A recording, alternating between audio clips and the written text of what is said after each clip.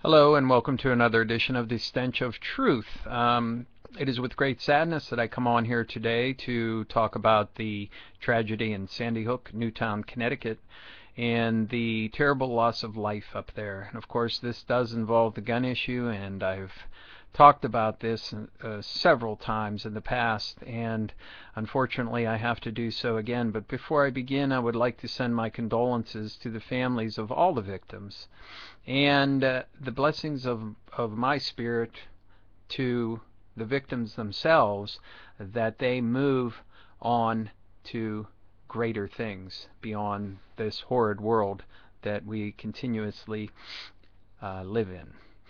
Now, before I actually get into an analysis of this, I want to make sure that you understand that I'm not going to be talking about the specific instances in this case because I have not looked at all of it. So it's not going to be a breakdown of why this particular killer did this particular act at that particular place. Instead, what I'm going to do is look at the broader picture of what we may be experiencing here in this country.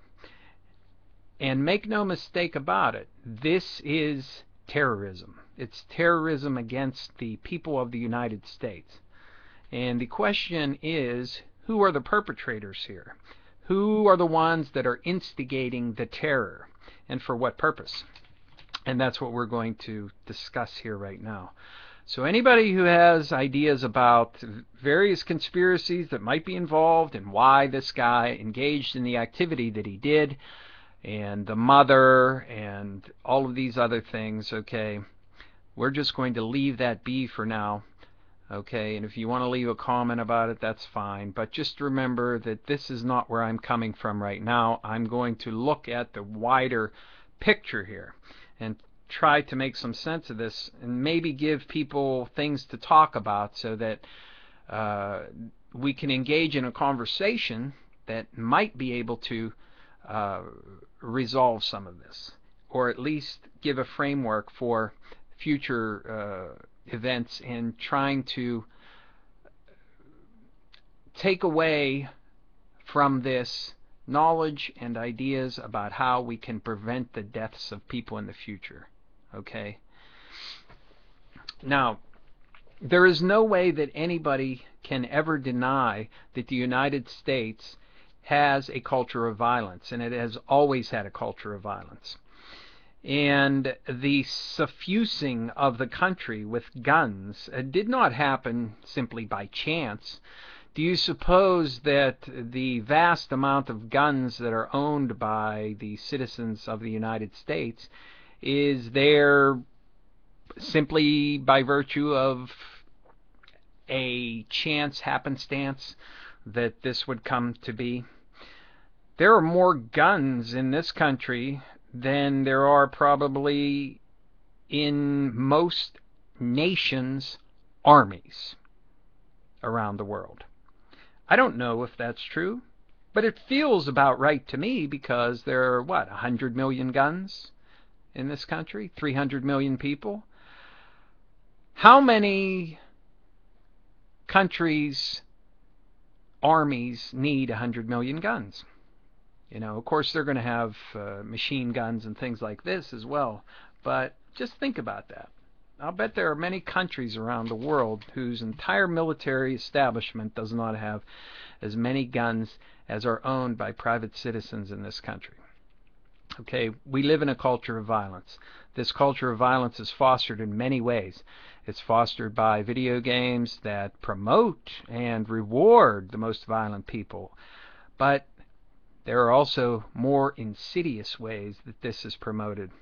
And I think the most egregious and outrageous example that we can see today is the end result and the end product of the finance capital system that we have in this country, where the most psychopathic, least compassionate people are rewarded for their behavior of cutting jobs, throwing people out of their homes, and bringing in the biggest profits for the corporations at the expense of the people who work for them, who impact them. And of course, this is translated in other ways as well, away from the consumer side. Okay, and we can look at this from the issue of the psychotropic drug industry, which of course is part of the pharmaceutical industrial complex in this country. And whether or not you're on psychotropics is largely irrelevant today, because the water supplies in many places around the country are suffused with these drugs that get into that water system, whether or not we want it to be there or whether or not it's planned that way. They're there, okay? And people are being dosed with them whether they realize it or not. One of the things that you will hear more talk about is how antibiotics that have penetrated into the groundwater have led to vast resistance to antibiotics by bacteria. And that's why we have these very aggressive staph infections where people have to lose a limb, and the only way they can treat them is to cut off parts of the body in advance of the spreading infection. Otherwise, there's no way to treat them. And of course, if our water supply is suffused with pharmaceutical drugs, and they include psychotropic drugs, then it's natural to assume that one might develop some sort of problems in relation to that. Okay. What is happening in this country is an act of terrorism, and it's only a question of who exactly is behind the terrorism.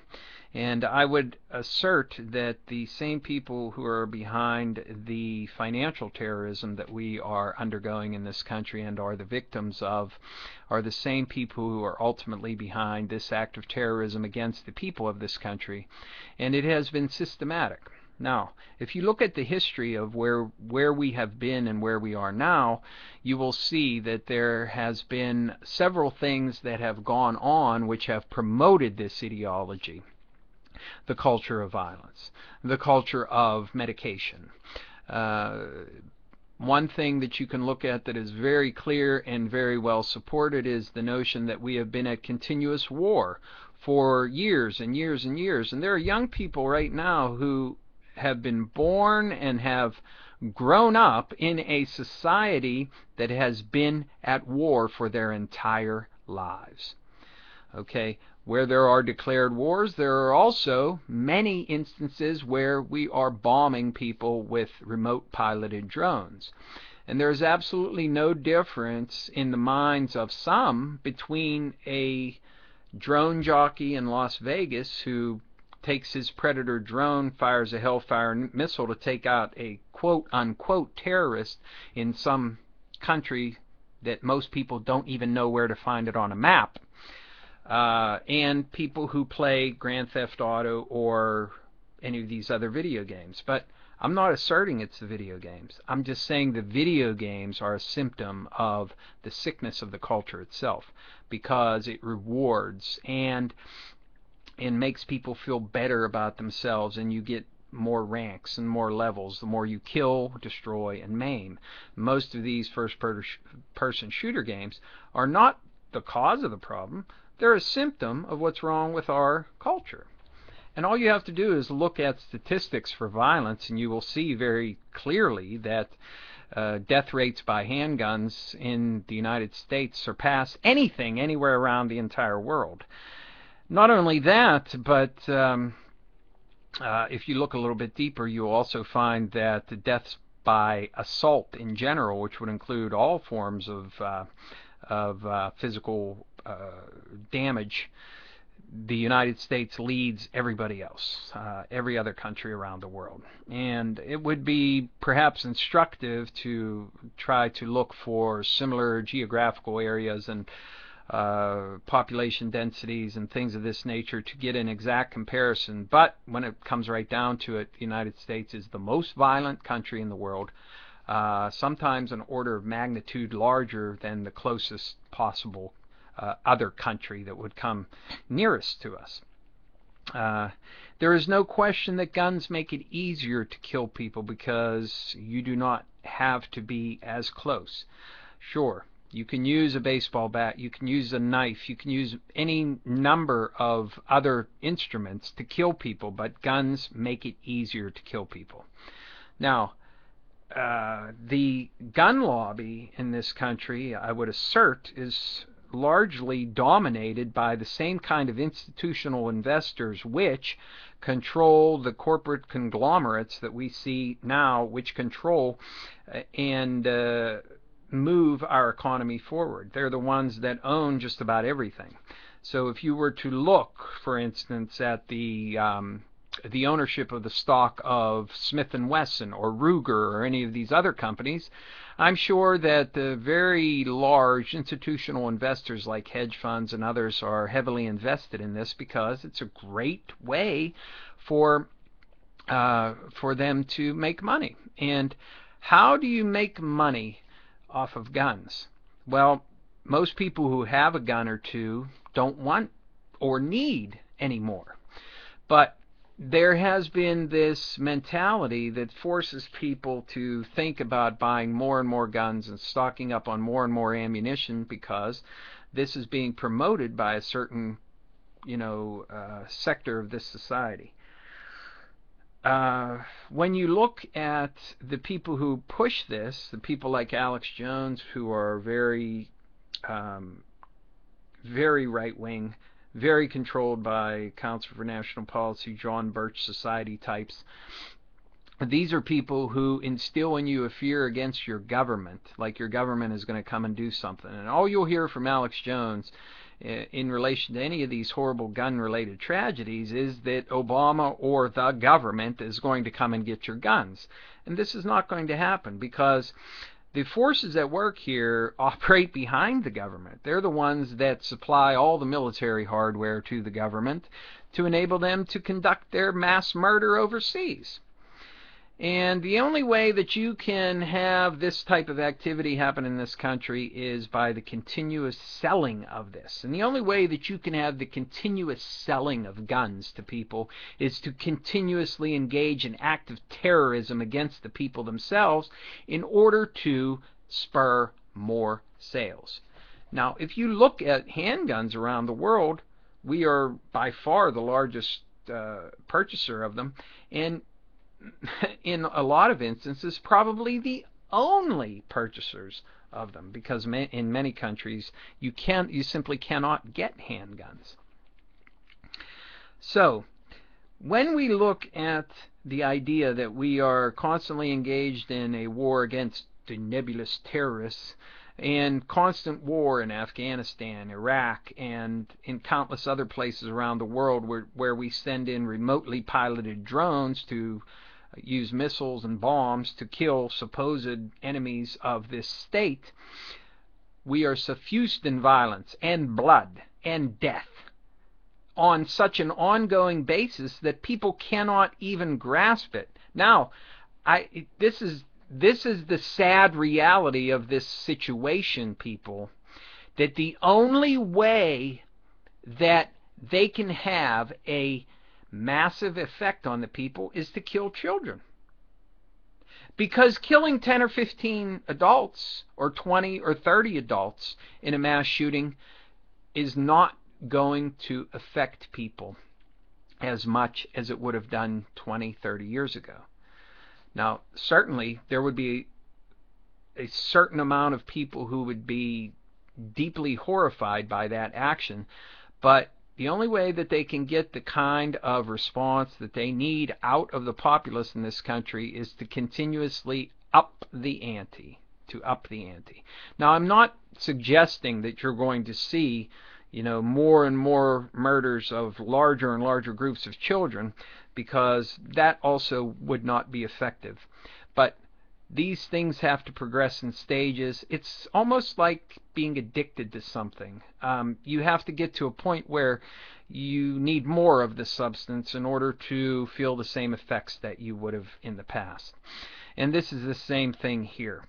Our culture is so immune to the death that it sees around it, to the blood gushing in the streets, to the murder and mayhem that is caused by our military around the world, that these types of things have to be ratcheted up in order to get the same effect. And what is the effect on society?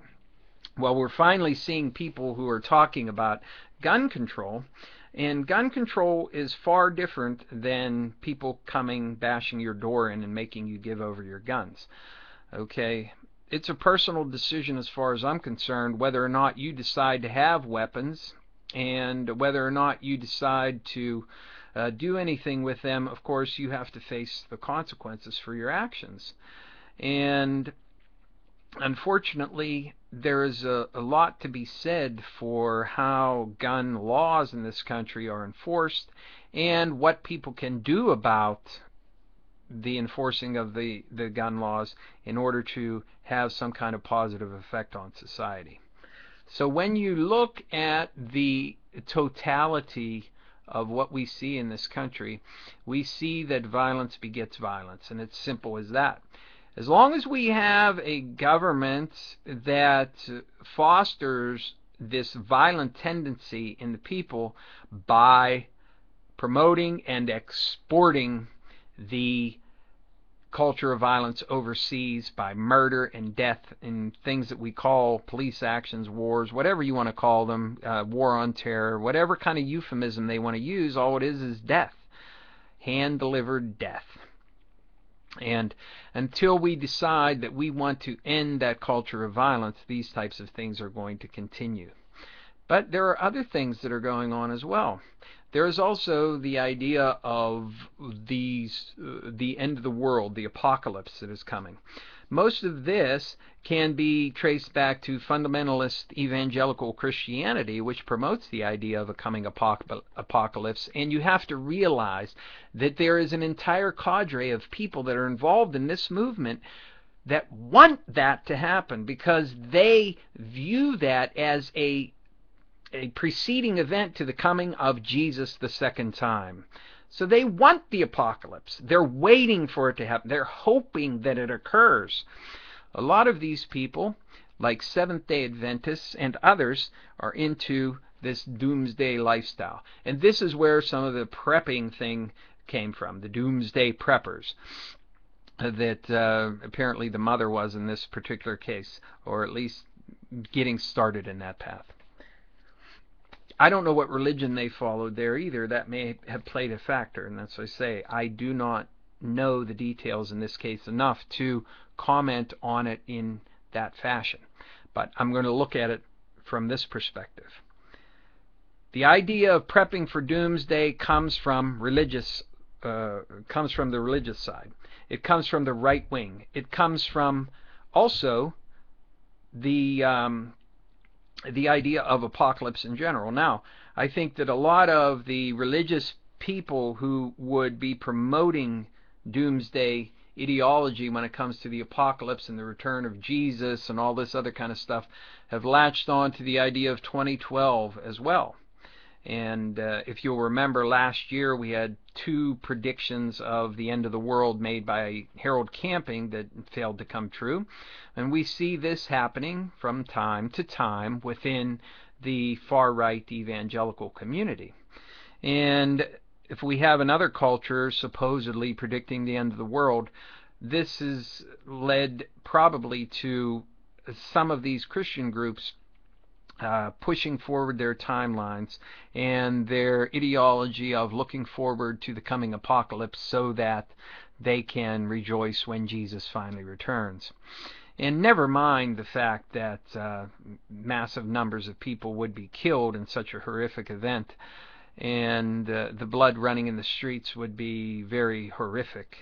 We don't need to worry about that because Jesus is coming back and he's going to make everything great.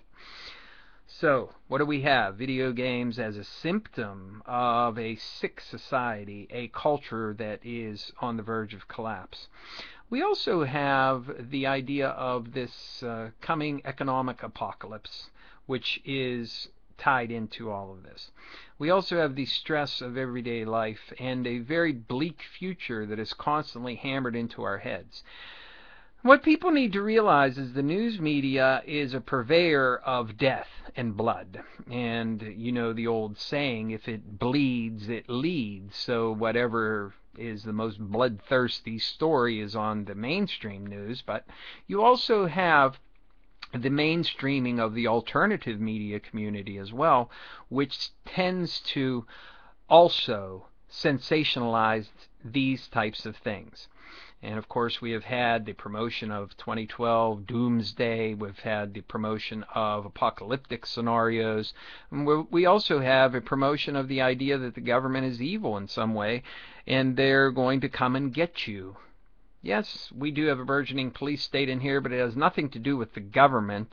It has nothing to do with the government any more than the government has anything to do with what wars are carried out or anything else anymore in this country. Because what we have instead is we have the corporate oligarchy deciding what needs to be done. And they tell the government what to do. They tell the military what to do, and that's what they do because they're the ones that actually run the society. But we also we have the alternative media that is constantly hyping on this mantra of the government somehow being the enemy, and people feel powerless against that. And they feel the need sometimes to have weapons and to protect themselves from the evil, nefarious government. But the government is not the evil one here, people. It's what I've always been telling you for I don't even know how long. It's the corporations and banks, finance capital have always been the ones behind this. Now, when you look at statistics for violence as well, you can find that most gun violence happens in the South. Most assaults in the United States happen in the South. Now, I've had at least one person accuse me of having something against people from the South, and nothing could be further from the truth. I've been to the South. I've met many people from the South, and they are wonderful, caring people. The problem that you have in the South is the mentality of the people who run the South, and that is the Neo-Confederates. They do not believe that they lost the war, or they want to keep fighting the war against the federal government. That's why you have so-called right-to-work legislation down there, which people have been led to believe means that you get more jobs, but in actuality, all it means is you get less pay for the jobs that you do. And that's just the fact. And busting up unions is a way to help corporations. It does nothing to improve your lot in life, but that's what you're led to believe.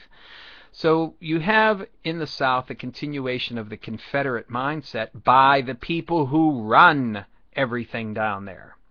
There was no redistribution of land. There was no breaking up of the plantations. There was no taking away of the power of the people who ran the Confederacy, so that they can continue to purvey their exact same ideology down to today.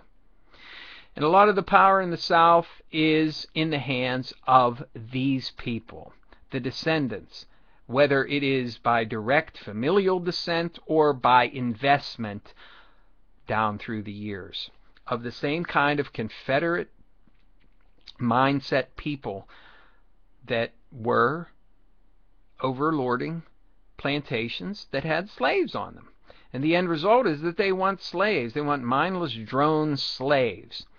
They also want less of them. So putting deadly weapons into the hands of the public is something that is on their agenda, because ultimately people are going to take out the targets that are closest to them or the most spectacular, rather than trying to do something about the overlords that are lording over them. Just look at the fact that most of the right wing, and this is also the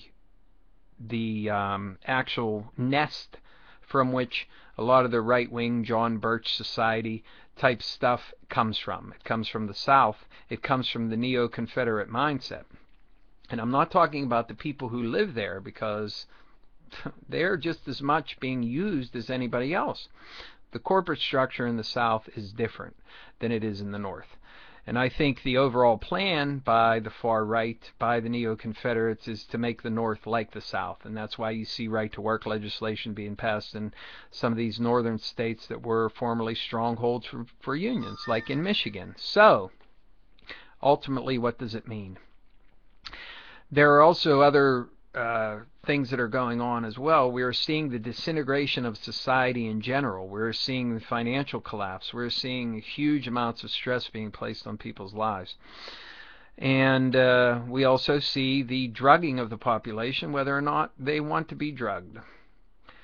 We also see demonization of this as well from some of these people on the far right, who I presume would have even the most crazy people be not on pharmaceuticals. I find it hard to try and stick up for the fact that some drugs actually do work and help people.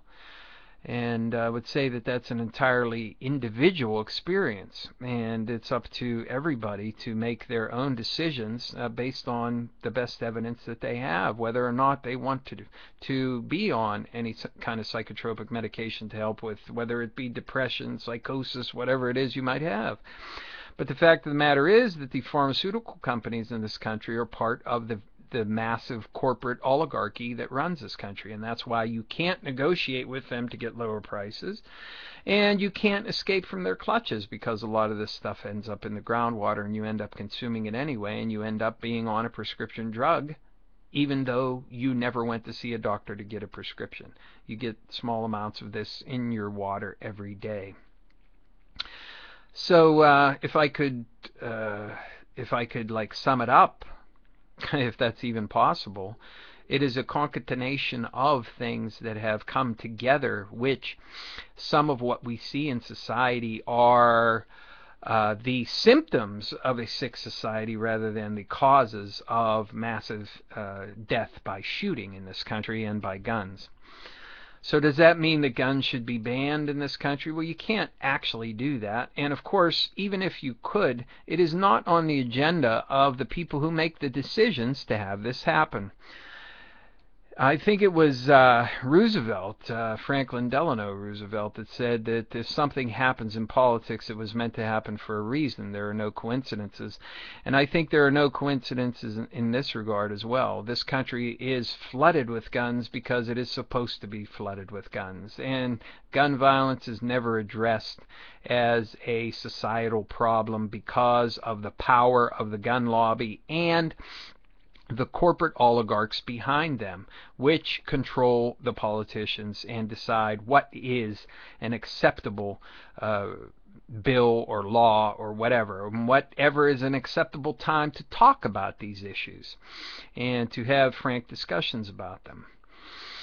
There are a lot of factors that are involved in how people come to engage in bloody acts of murder and terrible tragedy like we have in this school shooting in Newtown, Connecticut. But you can bet, and absolutely bet as much money as you want, that none of these issues are going to be solved unless people decide at some point to take a really hard look at how much we have been used in this country as test rabbits for the oligarchy.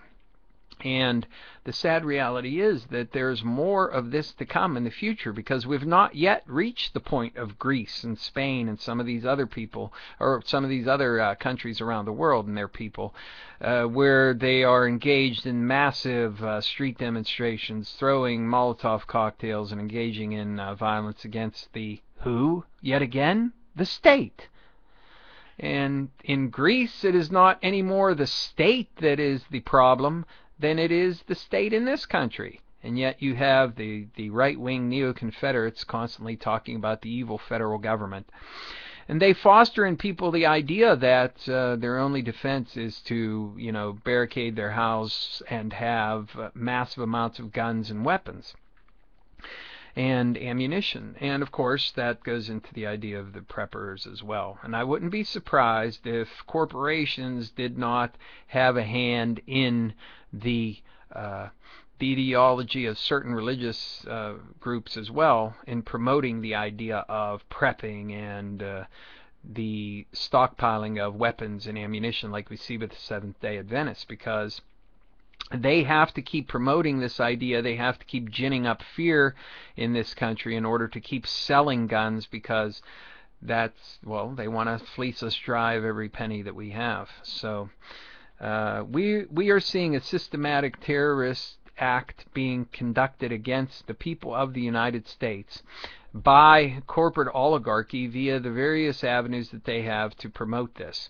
And the gun lobby in this country is largely controlled by the same faceless oligarchs that control everything else in every other avenue of our life.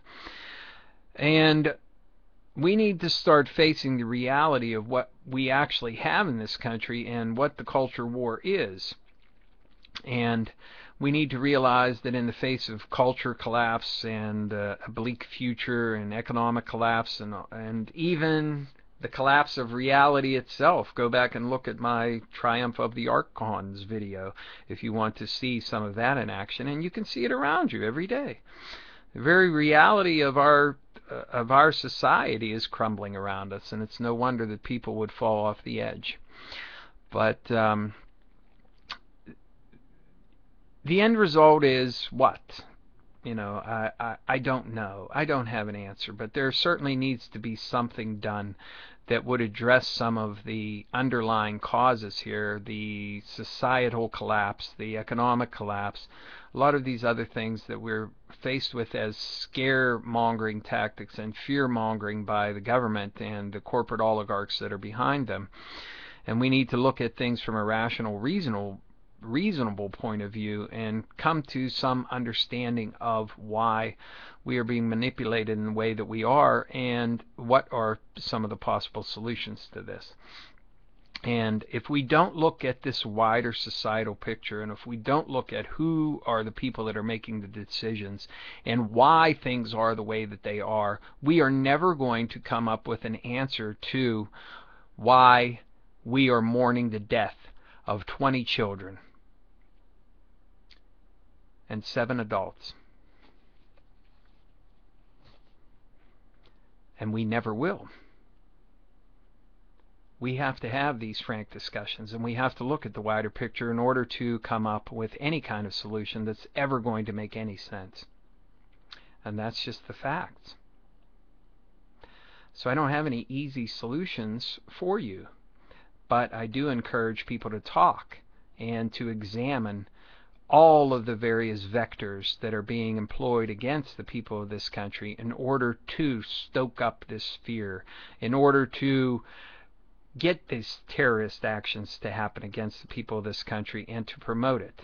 And when you see the promotion of more and more gun sales by people like Alex Jones and the neo-Confederate far-right people who are promoting the idea that the government is the worst enemy ever in the history of the world, when they don't even realize that the government that we have today is no longer a government that has any kind of real control. It is an oligarchy behind them. So let's have a frank discussion about this, but let's look at it in a much wider picture and try to come to some understanding of why we have come to the place that we have today. And perhaps we can solve the problem of why there are families that have been absolutely devastated by this terrible tragedy. Thank you. Good night.